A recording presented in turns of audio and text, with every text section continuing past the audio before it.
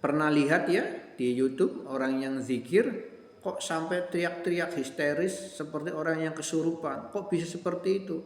Itu betulan kesurupan. Itu betulan ada jin yang masuk ke tubuhnya ketika dia zikir sehingga dia itu loncat-loncat, teriak-teriak dan lain sebagainya. Kenapa bisa terjadi seperti itu? Karena apa? Karena niat zikirnya atau tata caranya itu tidak sesuai dengan syariat. Sesuatu yang niatnya tidak sesuai dengan syariat atau tata caranya tidak sesuai dengan syariat, maka sangat mungkin membuat jin masuk ke dalam tubuh.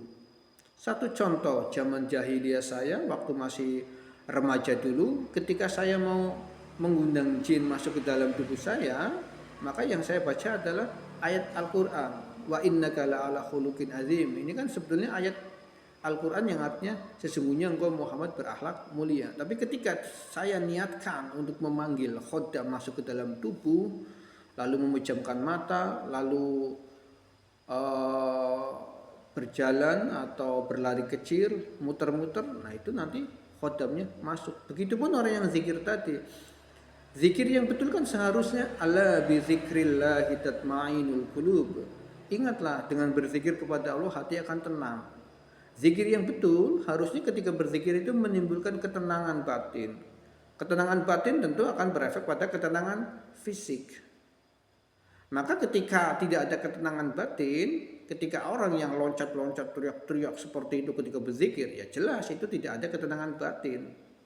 Karena itu sudah rumusnya. Orang yang ada ketenangan batin tentu ketika zikir pun akan ada ketenangan fisik. Maka jangan ada pembenaran. Ketika ada orang yang zikir kemudian sampai teriak-teriak, kemudian sampai gerak-gerak di luar kendali, jangan ada pembenaran menganggap itu dia itu saking nikmat yang berzikir sampai lupa seperti itu. Itu salah.